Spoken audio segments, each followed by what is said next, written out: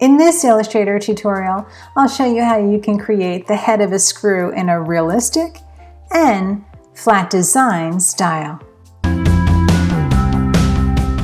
Hello, creative!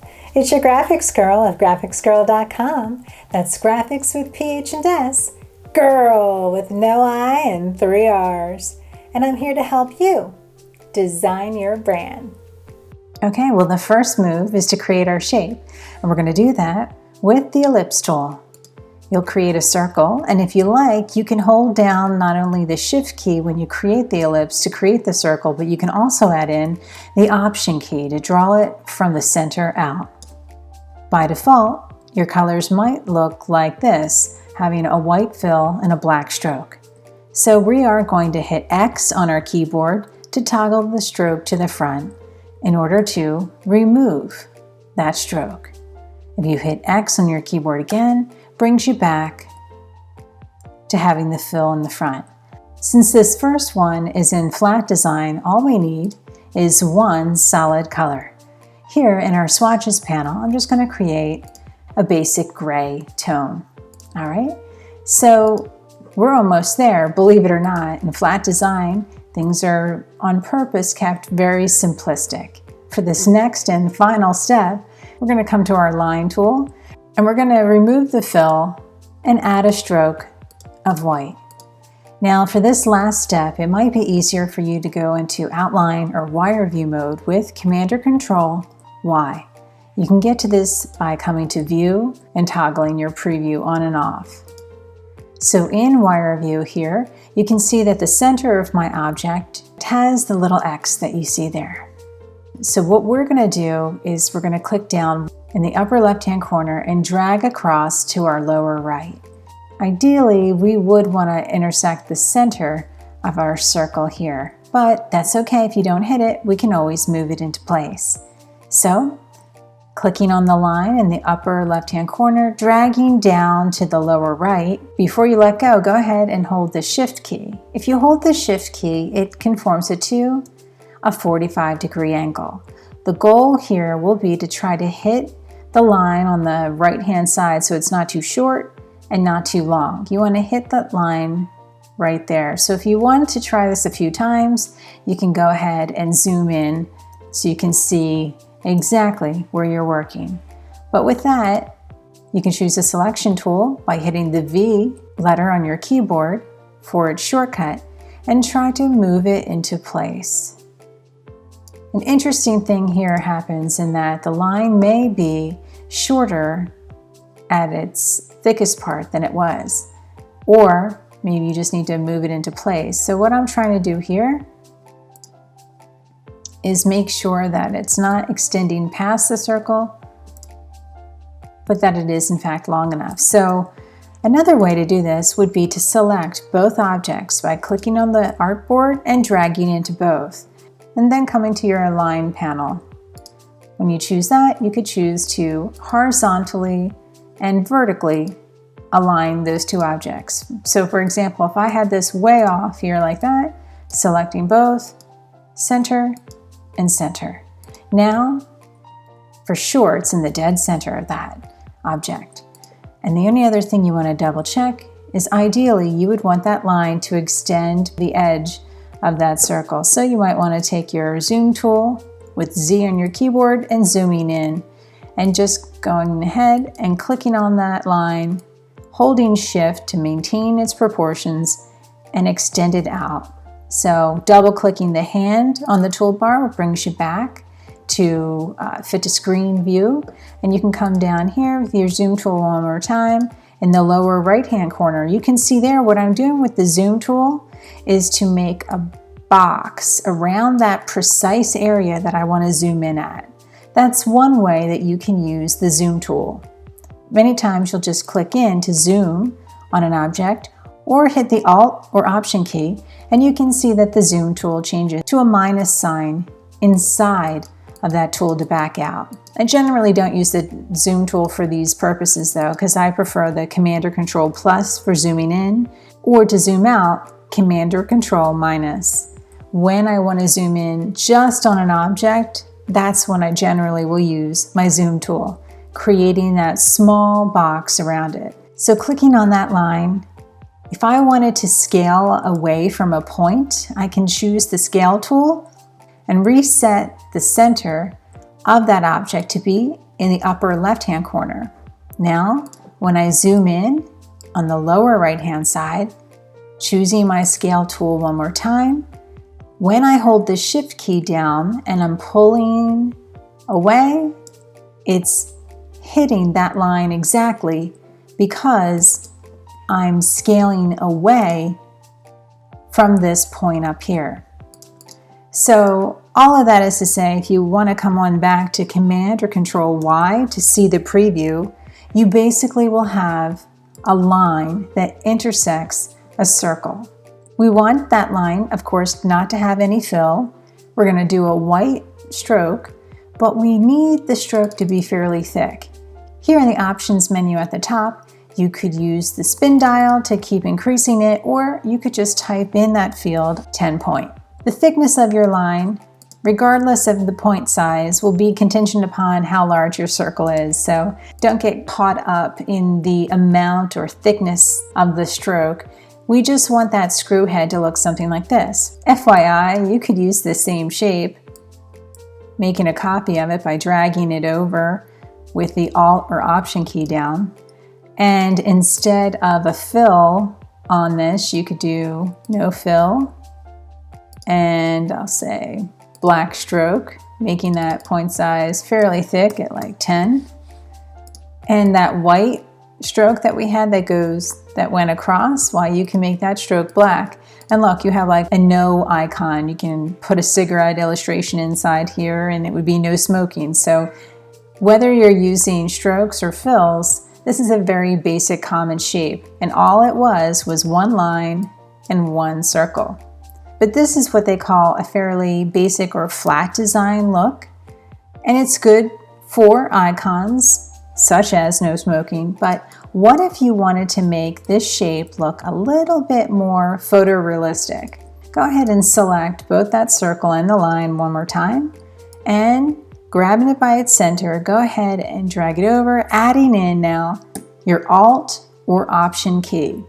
If you add in one more key, such as the Shift, it will keep it on the same horizontal plane.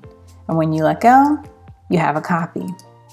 When you click off, you can see that they look identical. But here is the magic of realism. But first, how would you like a free cheat sheet? I thought so. Head over to grrrl to get your free Illustrator cheat sheet that will show you all the shortcuts in the program. Woo! Just click the link below. Go ahead and select that circle now on the left-hand side.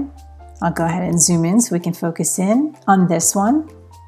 And with that circle selected, we're going to come back to our swatches panel, but instead of choosing a solid color, I'm going to choose the default linear gradient that's white to black. Now this isn't exactly what I would like. It'll give us a start to a gradient that we'll then customize. So to do that, you're going to come to your gradient tool. By clicking on the gradient tool, you can change the type of gradient from linear to radial. And you can see here that our color, because it was so stark from black to white, it really isn't giving us a very realistic look. So here's what we'll do. We're going to come back to our gradient tool, and here's what I like to do. I often will do this. I'll pull my gradient tool off and show my swatches at the same time so that I can have both panels up at the same time. And now that I can see my gradient and my swatches, I'm going to basically choose a different color in my swatches here to add to the paint buckets that I have in my gradient. So here's what you do. You have to have that circle selected. It will show you that white to black radial gradient that we've applied. And instead of black now, you're going to choose a gray color, we'll say. I'll choose this gray color from my swatches, and I'm going to dump it into my black paint bucket that I had in my gradient slider. So on this side we have white, but instead of black, I have a dark gray. If I click off, I'm seeing a little bit more realism because those two colors are not so far apart. Next, if I wanted to change the highlight of this gradient to be not in the center of my object, but rather, let's say, the upper shoulder of that object, all I need to do now is choose the gradient tool from my tool panel. And when I select that tool, you can see that now the actual slider of that gradient that you can see right here, duplicating this slider here, is now visualized on my circle. So you could grab that start of that gradient and move it around. Yeah, are you seeing it? If you click and drag. See, if I click on the circle, the whole thing will move. But if I click on the circle that's at the top of the slider, I can not only change the orientation of that angle, I can also place the center or the start of that color. This also works if you click down and drag out. Okay, I'm going to Command or Control Z to undo that and click off. So where I was before is that highlight was in the center of that line and it might have gotten buried. I'm going to keep it there for now. So if I come to the gradient tool, I can move the starting point as well as angle of that gradient. So in this way, you are not a slave to the default gradients that come with Illustrator. You can make your own. Since gradients can be tricky when you're first learning Illustrator, I highly recommend that you watch my Graphics Girl Ultimate Guide to Gradients after this video. So here's our final step. Let's select that line that's in the center of our circle and we're going to copy it with Command or Control C as in cat, or copy. And then we're going to copy it right on top of itself with Command or Control F for front. You can see these under Edit where it says paste in front, paste in back. So it doesn't look like anything happened here because our stroke is still white with the same point size. So we're going to go ahead and reduce our stroke here to, let's say, 5 or half the width of our original stroke. We're going to make it a gray color. So when I click off, our final step here is just to move that all the way to the one side of that line. It gives the illusion of an indent going in and the highlight, the same highlight that would hit the head of this cyclical object, the round head of a screw, for example, the light would hit there and be reflected in the highlight of that line. Sometimes if this doesn't look real enough, you can go ahead and select that white line. If that's difficult for you, you can always, if you happen to select the head instead of the line, you could Command or Control 2 to lock that down and now try to select the line. You can tell which line you have by looking at the color. We want the one that was white. If you think it's not as realistic being bright white, you could choose a different color. For example, this light gray. When I click off, now we're starting to see realism. I'm going to go ahead and back on out with Command or Control minus, panning over with my hand tool or H to really see the difference between these two. On the left-hand side, we have a photorealistic head of a screw, and on the right-hand side, we have a flat design interpretation of the head of a screw. You can see the difference, right? Which one's better?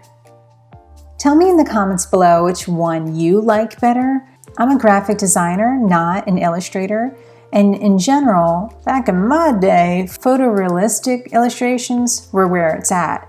But today, this flat aesthetic is great for icon work and it is more popular. So tell me in the comments below which one you prefer. But regardless of which one you prefer, maybe for different applications, Illustrator allows you, even with basic shapes like a couple of lines and a circle, to create anything that you want in any style.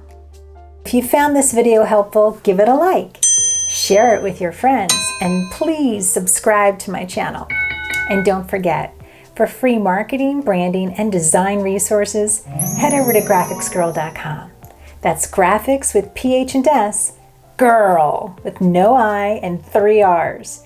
And I'm here to help you design your brand.